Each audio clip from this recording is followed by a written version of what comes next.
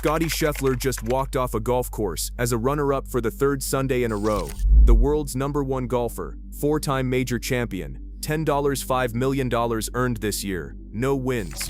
And the woman who has known him since high school in Dallas, the wife who just gave birth to their second son 7 weeks ago, sat him down when he got home and said one sentence that has now spread to every locker room in professional golf. What Meredith Scheffler told her husband that night is not what the public expected. Stick around. The story is bigger than one comment. To understand why this matters, you need to understand the run Scottie Scheffler has been on for the last 4 years. Since the start of 2022, he has spent more than 175 weeks at world #1. He has won 4 major championships, including back-to-back Players' Championship titles, the first golfer in history to ever do that. In 2024 alone, he won 7 PGA Tour events, a single season total not seen on tour since Tiger Woods in 2007. He is by every meaningful metric, the most dominant ball striker the sport has produced since Tiger. And in 2026, he is having one of the strangest seasons of his career. He has earned $10.5 million in prize money this year through May. He has not won a single tournament. The personal context matters here, because almost none of what has happened to Scheffler on the course this year can be separated from what has happened to him off it. On March 24, 2026, Scheffler suddenly withdrew from the Texas Children's Houston Open. He gave no public explanation at the time. 3 days later, on March 27th, his wife Meredith gave birth to their second son, Remy Scheffler. Their first son, Bennett, born just before the 2024 PGA Championship, had just turned 2. The Scheffler household went from 3 to 4 in a matter of days, and Scheffler had less than 2 weeks before the Masters. He brought the entire family to Augusta. Meredith, Bennett, and 9-day-old Remy in a stroller, photographed by the Associated Press during the par 3 contest. Scheffler told reporters that week that his wife was a trooper, and that he was getting plenty of sleep because newborns sleep most of the day. He posted on Instagram on April 8th that the family was officially a family of 4. 2 days later, the Masters started. For 36 holes, Scheffler played even par golf and sat 12 shots behind Rory McIlroy. The tournament was considered effectively over. Then Scheffler shot a bogey-free 65 on Saturday and a bogey-free 68 on Sunday. According to Augusta's hole-by-hole scoring data, which has been tracked since 1942, no player in the history of the Masters had ever recorded back-to-back bogey-free closing rounds. Scheffler had just authored 84 years of new history at Augusta National. His final score was 11 under par. McIlroy's was 12, one shot. McIlroy hugged him on the 18th green, runner-up #1. Most players in that position would have flown home and held their newborn. Scheffler boarded a plane to South Carolina for the RBC Heritage, another tournament he was defending. After 2 rounds, he was 7 shots behind Matt Fitzpatrick. He shot 64 on Saturday. On Sunday, he made back-to-back birdies on the 15th and 16th to pull within 1. On the 18th, the wind caught his approach and pushed it off the green. His chip lipped out and stopped 18 inches short. Playoff. 1 hole. Scheffler missed the green again.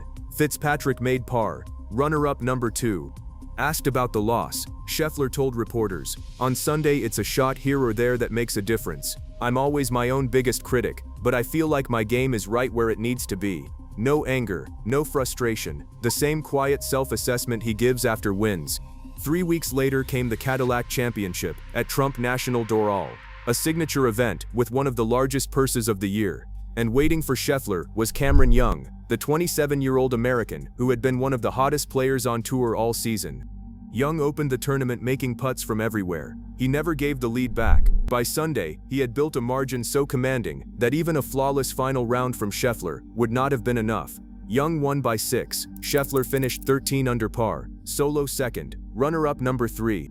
That sequence, Masters, RBC Heritage, Cadillac Championship, made Scheffler the first player to record 3 consecutive solo runner-up finishes on the PGA Tour since Sergio Garcia in 2014. The historical statistic is a footnote inside a much larger one. Since 2022, Scheffler has been inside the top 2 through 54 holes on tour 24 separate times. He has converted 15 of those into wins, a 62.5% closing rate, elite by any standard. But 9 times across that stretch, someone has stood between him and the trophy on Sunday. And right now, 3 of those 9 have happened in a row. Quick pause. If you think Scheffler is in a slump, say slump in the comments. If you think he's just running into players having career weeks, say unlucky. I read all of them. Hit subscribe before you scroll away, because the next chapter of this story is going to play out at the US Open in 3 weeks, and I'll be covering it. Here is what happened next. Scheffler arrived at Aronimink Golf Club for the 2026 PGA Championship as the defending champion. He sat down with reporters for his pre-tournament press conference. The questions were the ones he had been bracing for. What was wrong? Why was this happening? Was the run finally cracking him? And Scheffler answered them by telling a story about his wife. He smiled that quiet, self-aware smile and said, "I think it was last week. My wife was like, 'Hey Scottie, you're the first guy in PGA Tour history to have 3 solo runner-ups in a row.'" The room laughed. Then a reporter asked what he had said back, and Scheffler said this: "Yeah, it's probably because the guy that was playing that good figured out a way to win one of those. He didn't come second in all 3. It was either the most humble sentence ever spoken by a defending major champion, or the most painful admission from a competitor who cannot quite close." The number 1 golfer in the world, the man who has spent 175 weeks at the top of the rankings, had just publicly conceded that across 3 consecutive Sundays, he was the second best player on tour. Every time, someone else found one more shot. Just one, just enough. The Meredith comment is what the headlines pulled out, and it is what every golf media outlet is now running with. But it is being read wrong. A wife who has known her husband since they were teenagers in Highland Park, Texas, who has been with him through every win and every controversy, and through the birth of 2 boys in 2 years, does not deliver that line to wound. She delivered it because she knew he could hear it. The same way she knew he could come to the Masters with a 9-day-old at home. The same way she knew he could fly to Hilton Head the next morning instead of staying in the hospital. The line was not cruel. It was the kind of comment that only works in marriages, where both people are completely secure in who the other one is. Even his losses are unprecedented. Even his runner-ups are historic. You are still the best player on the planet. Now go win the next one. Scheffler has said publicly that his life priorities are faith first, family second, golf third. He once told reporters he would walk away from the sport if it started to damage his family life. That is not a quote a player gives for press purposes. That is a quote a player gives because he means it, and the men around him on tour know it. Whatever is going on with his final round conversion right now, the explanation almost certainly is not that the world number 1 is mentally cracking under the weight of expectations. The explanation might just be the simplest one. He is running into a stretch of weeks where Rory McIlroy authored a Masters defense for the ages, where Matt Fitzpatrick is playing the best golf of his life, where Cameron Young arrived at Doral and could not miss. The math of professional golf does not promise anything to anyone, even the world number 1. The US Open is 3 weeks away at Shinnecock Hills, a course that historically has not rewarded the conservative, methodical, ball-striking first approach that defines Scheffler's game. The 2018 US Open at Shinnecock was won at 1 over par by Brooks Koepka, with a Saturday scoring average above 75. The setup that year produced public complaints from the best players in the world about whether the course had been broken. Shinnecock does not give golf away. If Scheffler ends his 3-tournament losing run there, it will be because he found a 4th gear that the rest of the field could not match, which is of course, exactly what the last 3 players to beat him did.